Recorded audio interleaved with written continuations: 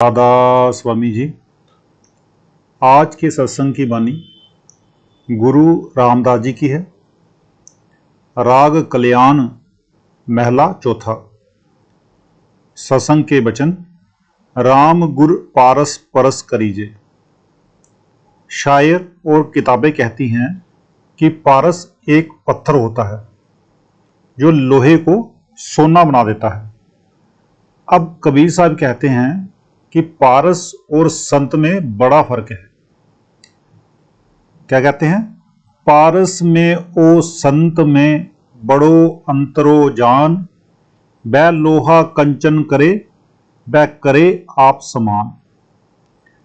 संत जीवों को उपदेश देकर अपने जैसा संत बना लेते हैं और पारस लोहे को सोना बना देता है, लेकिन पारस नहीं बना सकता। पारस भी मिट्टी है और सोना भी मिट्टी। दुनिया में असली पारस दो हैं, एक राम दूसरा गुरु। एक अकाल पुरुष दूसरा गुरु। दो अलग अलग तत्व हैं एक ही, मगर शाखाएं दो हो गई। एक ही चीज है, बयान करने के लिए अलग अलग है। गुरु साहब कहते हैं अगर पारस की जरूरत है तो भी दो पारस ले लो। हम निर्गुणी मनूर अत फीके, मिल सतगुरु पारस कीजे। अब अपना तजर्बा बयान करते हुए फरमाते हैं कि मैं गुणहीन था, मैं लोहा भी नहीं था। मनूर यानी जंग था, जंग लोहे की मैल को कहते हैं। मैं संत बन गया और परमात्मा के साथ मिल गया। ये गुरु से मिलने का फायदा हुआ। सुर्ग मुक्त बैकुंठ सब बांशय, नित आशा आस करीजे। दुनिया में कोई स्वर्ग मांगता है, कोई बैकुंठ, और इनको हासिल करने के लिए तीर्थ व्रत और दूसरे कई कर्म कांड करते हुए उम्र बता देते हैं। सारी दुनिया स्वर्ग के ख्याल में डूबी है, लेकिन मालिक के प्यारों का क्या ख्याल है? जे आगे कहते हैं हर दर्शन के जन मुक्ति, ना मांगा मिल दर्शन तृप्त मन दीजे। बे वाहेगुरु, अकाल पुरुष के आशिक मुक्ति की तरफ देखते भी नहीं। अगर तवज्जो जाती है तो हरि के दर्शन की ओर, वे और कुछ नहीं चाहते। जब वह मिल गया फिर बाकी क्या रह गया? अब राम और गुरु के बारे में बता दिया कि राम का ये फायदा है और गुरु का ये। माइया मोह सबल है, बारी मोह कालख, दाग लगीजे। मेरे ठाकुर के जन अल्पित हैं, मुक्ते ज्यो मुर्गाई पंख ना बीजे। दुनिया में माया का जबरदस्त जोर है। सारी दुनिया काजल की कोठरी है। कितना भी सियाना इसमें दाखिल हो जाए, दाग लगे बिना नहीं निकलता। किसी को कोई दाग लगा है, किसी को कोई। माया के प्यारे सभी काले रंग वाले हैं, खाली कोई नहीं। और जो परमात्मा के आशिक हैं वे बेटे बेटियों में, दुनिया के काम धंधों में रहते हुए भी ला ताल्लुक यानी कि अनासक्त हैं। जिस तरह मुर्गा भी पानी में रहती है, पानी में खाती है, मगर जब उड़ती है तो पंख सूखे के सूखे होते हैं, पानी उनको स्पर्श भी नहीं करता। इसी तरह परमात्मा के आशिक दुनिया में रहते हुए, दुनिया की लज्जत लेते हुए भोग भोगते हैं और फिर बेदाग चले जाते हैं। उन पर माया असर नहीं करती। क्यों? क्योंकि अभ्यासी महात्मा उस मक्खी की तरह हैं जो शहद के बर्तन के किनारे पर बैठकर शहद की लज्जत भी ले जाती है और साफ पंखों से उड़ भी जाती है। दुनियादार उस मक्खी की तरह है जो शहद के बर्तन के बीच में आ बैठी, बैठते ही पंख लिबड़ गए, शहद भी ना खाया और फंस भी गई। दुनियादार ईर्ष्या और बदले की भावना रखते हैं। द्वेष जलन ईर्ष्या वाले जहां भी जलते हैं आगे भी जलेंगे। महात्मा ने दुनिया की लज्जत भी ली और मालिक की दरगाह में भी चले गए। चंदन बास भुयंगम बेड़ी, किब मिलिए चंदन लीजे। काड़ खड़ग गुर ज्ञान करारा, बिख शेद शेद रस पीजे। चंदन इतनी ठंडी चीज है कि जहरीले सांप अपने जहर की तपिश को कम करने के लिए चंदन के पेड़ के साथ लिपटते रहते हैं। अगर चंदन लेना चाहें तो वे डस लेते हैं, अगर सांपों को मार दें तो चंदन मिल सकता है। वह बाहर की मिसाल है। अंदर की बात यह है कि शांति नाम की लज्जत हमारे अंदर है, मगर हमारे हृदय के ऊपर मन रूपी सांप बैठा हुआ है। जब तक ये सांप पकड़ा ना जाए, नाम की लज्जत नहीं मिलती। दूसरे लफ्जों में परमात्मा और हमारे बीच मन का पर्दा है। जब तक ये मोशनलेस, बेहरकत या खड़ा नहीं होता, वह नूर, वह प्रकाश नजर नहीं आता। मन को खड़ा करने के लिए सिवाय नाम के और कोई दवा नहीं, और वह आप सभी के अंदर है। क्राइस्ट यानी कि हजरत ईसा ने उसे वर्ड कहा है। मन रूपी सांप को मारने के लिए क्या चाहिए? ज्ञान का खड्ग।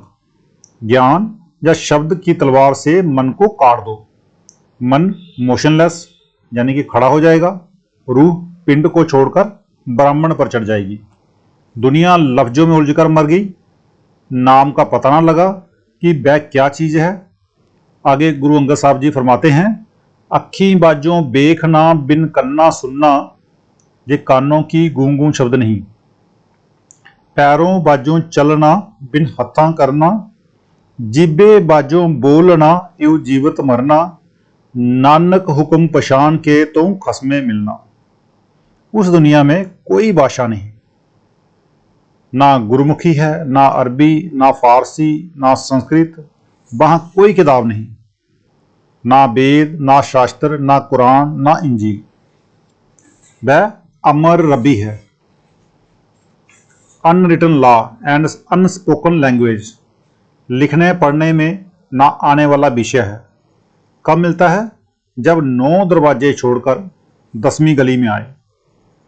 वह ताकत जो करोड़ों खंडों ब्राह्मणों के लिए खड़ी है, कैसे मिले? ये सवाल है। आप आगे जवाब देते हैं, आन आन समदा बहु कीनी, पल बिसंतर बसम करीजे।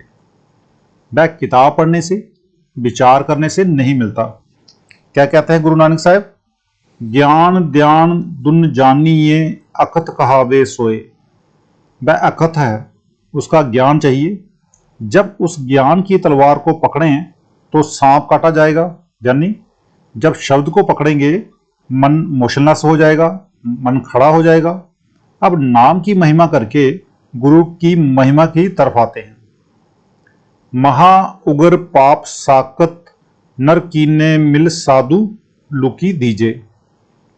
जिस तरह करोड़ों मन लकड़ियों का ढेर हो, आग की एक चिंगारी उसे राख करने के लिए काफी है, इसी तरह करोड़ों पाप, करोड़ों खोटे कर्म क्यों ना हो, जब ये जीव प्रेम लेकर सत्संग में आता है, सारे भस्म हो जाते हैं। ये गुरु रामदास जी का कहा हुआ वचन है। ब्राह्मण पलट जाए, संतों का वचन नहीं टल सकता।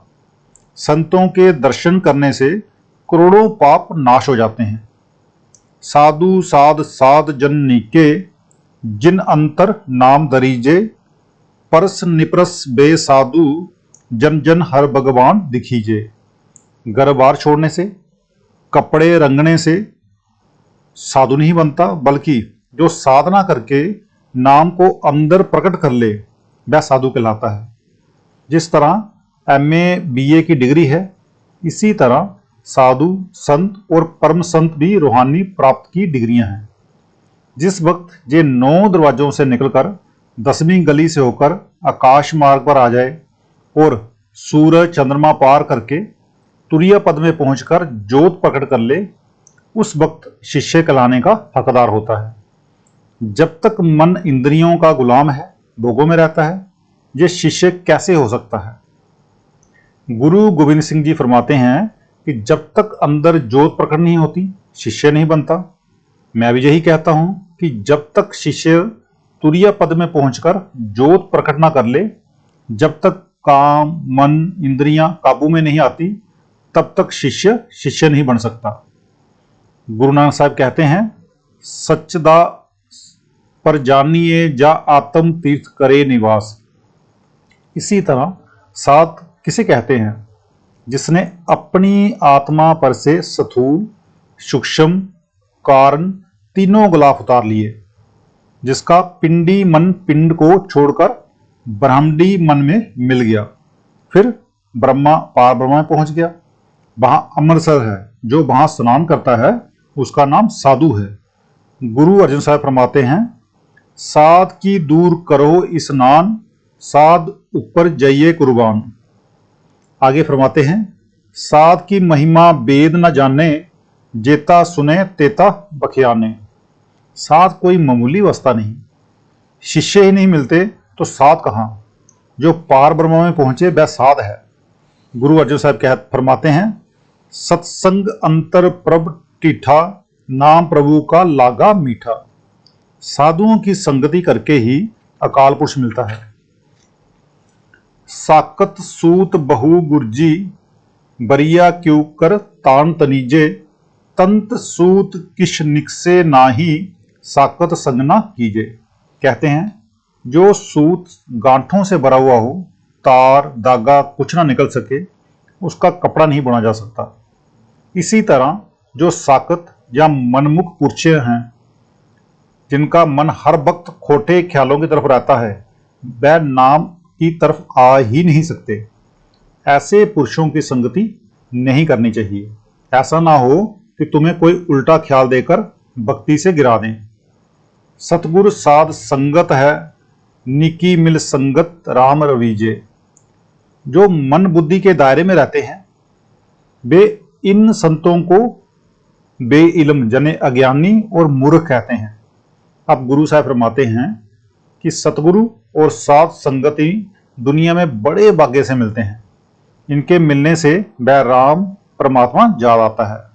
यही कबीर साहब कहते हैं, कबीर दर्शन साध का साहिब आवे याद, लेखे में सोई घड़ी बाकी के दिन बाद।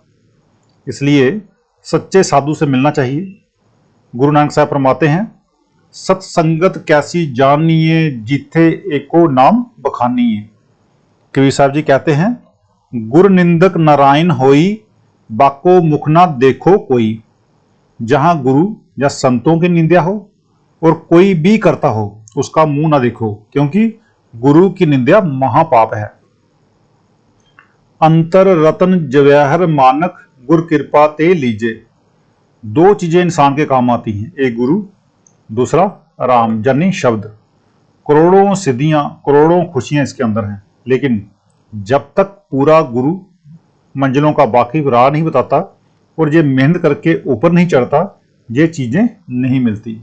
शांति दौलत अंदर है, बाहर नहीं। कस्तूरी मृग की नाभि में है, मगर ढूंढता वह जाड़ियों में है। मेरा ठाकुर बड़ा बड़ा है, स्वामी हम क्यों कर मिले मिलीजे। अब सवाल है कि वह अकाल पुरुष सचखंड में है, हम इस दुनिया में हैं। सभी जगह ढूंढ ढूंढ कर थक गए, मिले तो कैसे मिले? आगे आप ही जवाब देते हैं, नानक मेल मिलाए गुर पूरा, जन को पूर्ण दीजिए। अब फरमाते हैं कि गुरु पूरा हो, मुर्शिद कामिल हो, शिष्य को बिरा और शोक हो, गुरु राह दे दे तो मिलाप हो जाए, वह बाहर से नहीं मिलेगा। तो आज का सत्संग इतना ही, मिलते हैं कल के सत्संग में। राधा स्वामी जी।